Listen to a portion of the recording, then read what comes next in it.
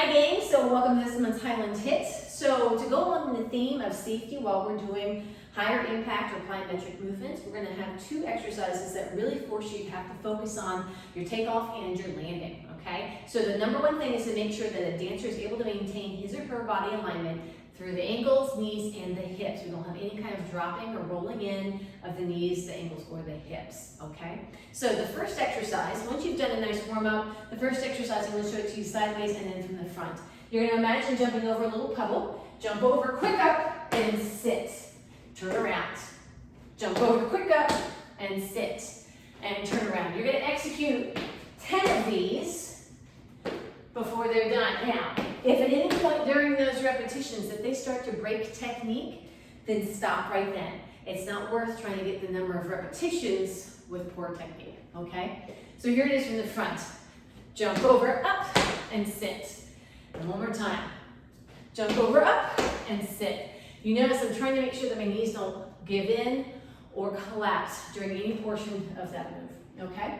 Now moving on to our second exercise, it's a single leg move, focusing on the landing. So you want to make sure a dancer's on the spot, and as they're hopping, they're not letting the hips or the knees collapse.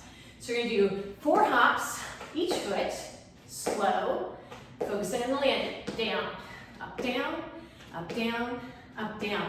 You're going to execute 8 rounds of these, having them really focus on keeping the abs tight and making sure that that knee is in line with the toes. It doesn't collapse each time they fall or land on that leg. Okay, now this move can be done both neutral position like I just showed you, as well as more turned out as if in Highlands. As long as you're able to see that the knee alignment stays steady throughout and the hips stay steady throughout, they don't collapse, then it's fine with me whichever angle you want to pick. And try to execute 8 rounds of 4 hops each foot, focusing on that landing, okay? Now, if you can, cycle through 3 times with those 2 moves.